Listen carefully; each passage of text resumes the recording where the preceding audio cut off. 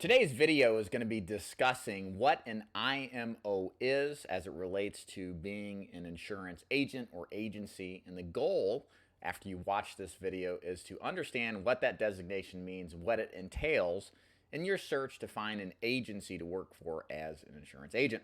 My name is David Duford at davidduford.com, where I coach, train, and recruit insurance agents to become top producers. So today we're going to do a deep dive into the oft asked question, what is an IMO? So I think the best way to start off is by giving you a definition and then also detailing to you what that IMO does for you or what the implications of working with an IMO really mean. Because many times people have a concept of what an IMO is as what it should or shouldn't do.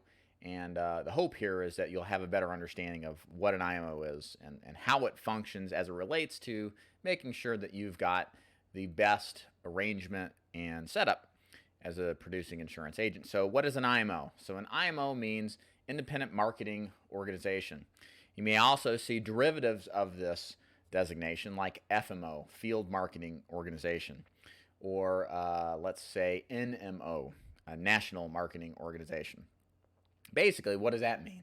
That's the designation. Well, the name or the meaning of that is essentially it is a group, a company that is in charge or responsible for distribution to recruit agencies and agents alike in order to sell whatever particular type of insurance product they specialize in.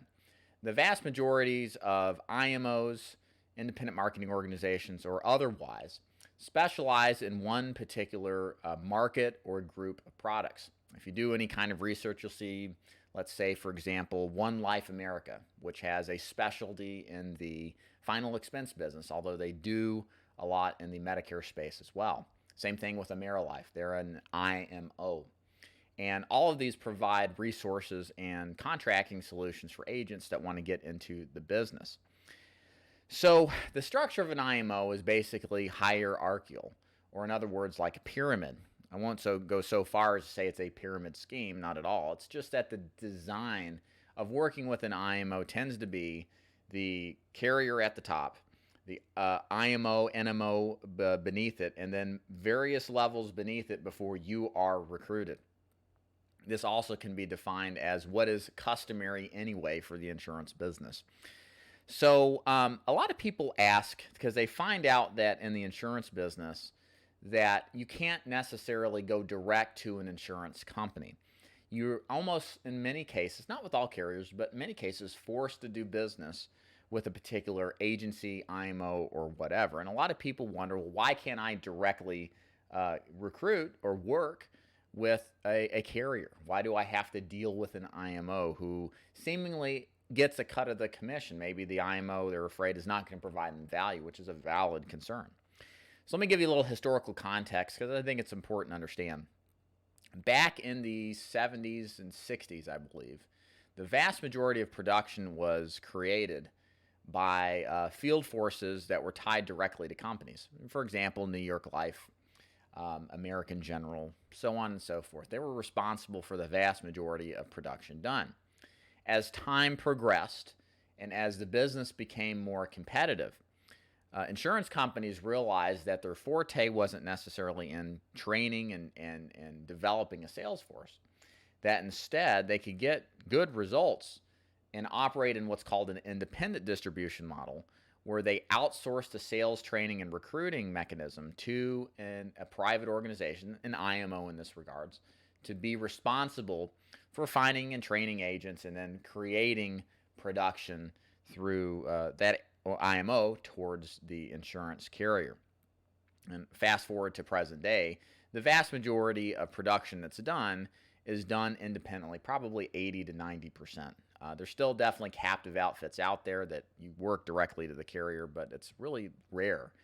For example, American General fired its entire career force back in 2016, maybe it was 2017, I believe, all in one day in one fell swoop. It was like 4,000 people axed at the same time, and they just sell their products through distribution on an independent basis. Why do they do that? I think the big reason why is that it costs a lot of money to maintain a sales force. You have to have benefits. You have to keep the agents happy. You also have to deal with them possibly going elsewhere after you train them. And I think the perception is that the independent model offers the ability to reduce costs without necessarily reducing the same level of production. Now, I'm sure there's those out there in captive environments that will argue that. I can think of several organizations that do an excellent job that are captive, or at least, highly recommend that you just work with them, that don't operate in an independent fashion. So it just is going to vary. But that has been the trend. It is undeniable. The vast majority of the time, if you're going to sell insurance, it's highly likely that you're going to have to deal with an IMO, and you're going to have to be in a position where you're not direct. And even if you were direct, it's also likely you cannot necessarily negotiate commissions at a higher level like you could potentially with an IMO based on what you bring to the table. And that is a good transition into what is it that IMOs actually do for the agent. So the big thing with IMOs, with independent marketing organizations, is that they can provide a value proposition that varies wildly. There's a lot of room for the IMO to create something that will be a benefit to a certain class or type of agent and not be so for another. So part of your investigation in looking for an independent marketing organization is to figure out what are you looking for out of a relationship that you put your business through. Because remember, the economic advantage or the upside that the IMO wants is your production. They make an override, the difference between their commission and yours, on any production that you do. So the question you have to ask yourself is, what are they going to provide me for that opportunity? And I fully believe, as an insurance agent, you should be thinking of yourself as the critical element in the scheme of things. You need to hold the IMO accountable that they will deliver something to you of value that allows you to sell more. Now, what would that particularly be? It can vary, again, wildly depending on needs. There are IMOs out there that literally do nothing except offer a contract. They'll never call you. They'll never provide anything other than sign here and you now have access to this carrier. And for some people, that's a good thing. Now, for a lot of new agents and even experienced agents, having support systems in place and lead systems is important. And a lot of people understand in order to sell insurance, you need to have sales and marketing systems to be successful. And so independent marketing organizations, I believe that are smart, will provide those resources to help those agents along to successfully create a business, and through that appreciation of help, will keep their business with them as long as they're not abusing them on commissions. So like in my organization, I recruit agents at a good commission level, slightly lower if they're brand new. And then over time, as their production grows, we negotiate higher commissions in order to make sure that they're maximized on their personal production, whether they're building an agency or if they're just personally producing. I do not micromanage my agents. The best kind of agent that works with me is those who are more entrepreneurially based. They can self-motivate themselves. They don't need to drink the Kool-Aid. They can get out and see people and then depend on me to get help when they need it and expect it. But otherwise, they're left to their own accord. And again, my value proposition, along with that, I offer lead systems, sales and marketing support, call-ins to help, and a lot of resources to get them up and running. Other than that, I leave my agents alone. So my particular market for agents as an IMO is different than somebody else's who may be looking for just a brand new agent, doesn't need to have money to invest in leads, and just has a free lead program. There's a lot of iterations and variations. Again, your job is just to really just spend time defining what matters most to you and then just making it happen. So a couple other things here. How do you judge the quality of the IMO? Again, I believe you should really just interview them just as much as they interview you. I think a lot of your success in relationship with an IMO is going to be about matching the personality type you have with theirs. And if there's any sense of a mismatch, even if their value proposition is not the best, but you're compromising, you could be in a position long term where you're damaged. Whereas if you're patient and you look around, there's lots of IMOs out there, you'll find one that will be more in tune with who you are and what your values are. So that's a big issue with me when you're judging the so-called quality of an IMO, is to make sure that it fits what your insurance sales goals are. So what questions should you ask every time you are interested in an IMO for insurance sales? So this is a great question. I'm going to quickly go down a list. None of these are any particular order, but you should always ask this when you look to join any insurance marketing organization to do insurance sales business with. The first thing is, do you offer releases? In case you don't know, a release is the ability to move your carrier contracts to another IMO if you decide for whatever reason the relationship is not worth continuing. This gives you the ability to walk away if you are brought into an organization where you feel it's a good fit, but you find out through the actual application of it that perhaps it isn't the best fit. The thing here is that some organizations will release, some won't. And make sure that you judge the quality of their responses when you ask the question. If they ask disturbed, pissed off, arrogant, and they don't actually do a good job answering it, then hold them accountable. Don't work with them, even if the rest of their proposition sounds good. In many cases, that's a bad deal. Also ask, are you 100% vested from the first day?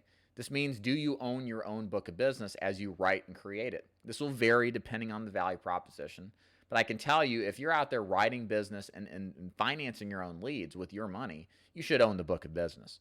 That may not be the case if it's free leads, but understand that you are going to be in a position where if you're running this as a business, self-financing, not needing hand-holding and accountability, you should own the business. Don't be put in a position where they take that business from you, because what does that mean? If you're let go inside of that vested period, you could lose substantial amounts of income from renewals and as earned commissions that you otherwise would have earned if you were vested. Make sure that you get clarification on what commission levels are and how they advance. That needs to be clear. It needs to be in writing. You need to know exactly what to expect.